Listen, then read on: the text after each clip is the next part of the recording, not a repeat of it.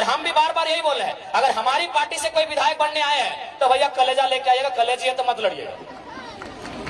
नहीं होगा, सीधे रास्ते से झारखंड में पॉलिटिक्स नहीं होगा, वही होगा। फिर हम जीतेंगे, 2 गो गार्ड आगे रहेगा, 2 गो पीछे रहेगा, वही चलेगा जैसा चल रहा है। 4 गो फार्म हाउस रहेगा, 1 गो घर वाली रहेगी, 2 गो बाहर वाली रहेगी, यही चलेगा। हम लोग चुनाव नहीं लड़ेंगे, पैसा कौड़ी कुछ भी नहीं है, ऊपर से बहुत रिस्क है, जान का खतरा है। आप बोल दीजिए कि झारखंड राज्य अलग करने का उद्देश्य पूरा हो चुका है, हम लोग चुनाव नहीं लड़ेंगे। कि नेता के लिए नियोजन नीति है, बाप तो रहबे की पेटिया टिकट लेके आ गए। इधर आजसू के नेता है रामगढ़ वाले मौसा जी गिरिडीह से सांसद और मौसी रामगढ़ से विधायक, वहां नीति है। इधर आइए दादा का बात करते, हेमंत दादा हिंदे मुख्यमंत्री, भौजी कल्पना गांडे से विधायक, बसंत भाई और दुमका से विधायक। तो नेताओं के लिए नीति है कि सर एक बात आपको क्या लग रहा है, जरा मातो जीत जाएगा तो क्या हो सकता है, अकेले क्या करेगा? तो एक क्या बोला पता है अधिकारी कि देखिए सर अकेले सरकार में आए या ना आए, लेकिन ब्लॉक में जो लूट रहे ना जन्म प्रमाण पत्र मृत्यु प्रमाण पत्र, ये तो वाट लगा देगा। अगर कंपनी और ग्रामीण के बीच झगड़ा होता है तो पहले क्या होता है, 353 का केस होता है, सबको मालूम है। यदि झारखंड के लोग जमीन के बदले नौकरी मांगे तो पहले पुलिस जाती है और 353 का केस होता है। वहां भी यही हुआ, लेकिन वहां एक काम नया हुआ। क्या हुआ पता है? मैनेजर ने कहा कि ठीक है 21 लड़कों पे केस किए हैं, अभी केस को होल्ड कीजिए, 4 तारीख को वोट का रिजल्ट आएगा, अगर जयराम महतो एमपी बन गया तो केस वापस कर लीजिएगा, नहीं तो बवाल कर देगा।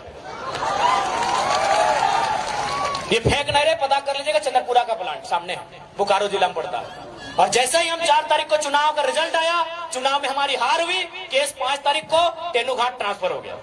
बदलने आए हैं, मौका तो दीजिए ना। चुनाव लड़े थे तो हालत खराब था कि नहीं अभी केस मत बढ़ाइए, जयराम महतो जीत गया तो पता नहीं क्या करेगा। रामगढ़ में 2 गो फैक्ट्री है, बोलिएगा तो मजदूर लोग को लाके आपके सामने भाषण भी दिला देंगे। उनको बोला कि आप जाइए गिरिडीह लोकसभा, जबकि उन्होंने कहा कि नहीं सर हम लोग तो हजारीबाग लोकसभा के हैं, हमारा वोट भी हो गया है, क्योंकि हजारीबाग में 20 तारीख को वोटिंग था। हमारे नेता संजय जी भी आए हैं, उनको कहा कि नहीं आप गिरिडीह जाइए, गिरिडीह में आपके रिश्तेदार हैं, उनके घर रात रहिए और सुबह बोल के आइए कि जयराम महतो को वोट नहीं देना है, नहीं तो नौकरी में नहीं रखेंगे। कंपनी वाला लोग बोला काहे मालूम है न, उनको भी मालूम है कि जीतेगा गिरिडीह से, लेकिन हुड़का जब हजारीबाग में भी आके कर सकता है, ये जिगर रखता है। तो देखिए स्पष्ट कहेंगे, ये जो सिस्टम चल रहा है, इस सिस्टम से ना राज बदलेगा ना राज की तकदीर बदलेगी। इस सिस्टम में जब तक निर्मल जैसे नेता नहीं आएंगे, इस राज को नहीं बदल सकते हैं, आप नहीं बदल सकते हैं। अब वो आपको तय करना है, वो आपको तय करना है, ये राज्य आपका है।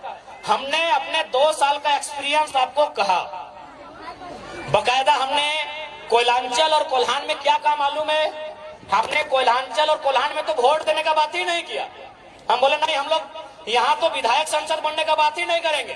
हमने कोल्हान और कोयलांचल में एक ही लाइन कहा कि आप हम दो हमारे 2 नहीं, तीसरे बच्चे को पैदा कीजिए, एगो को डॉक्टर बनाइए, एगो को वकील बनाइए, लेकिन तीसरा को बिरसा और निर्मल की तरह तैयार कीजिए, नहीं तो आने वाला दिन कोई आपकी नहीं सुनेगा।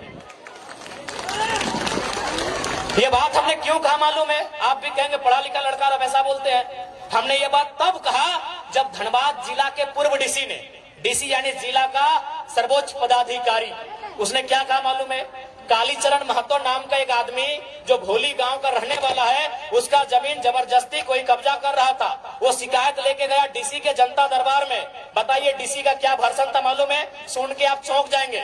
डीसी ने कहा अरे तुम लोग का तो बहुत जमीन है, 2-4 एकड़ कोई ले लिया तो क्या हुआ? डीसी का बाप का जमीन था भाई।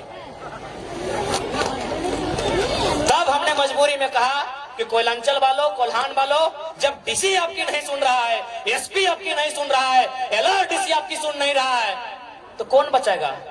कौन बचाएगा आपको? इसीलिए अगर आप चाहते हैं अपना बचाव, तो एगो बेटा या बेटी एक्स्ट्रा पैदा कीजिए। उसके नाम का राशन कार्ड नहीं होगा, उसके नाम का वोटर कार्ड नहीं होगा, उसके नाम का एडमिट कार्ड नहीं होगा, उसके नाम का आधार कार्ड नहीं होगा, वो निर्मल के रास्ते पर चलेगा।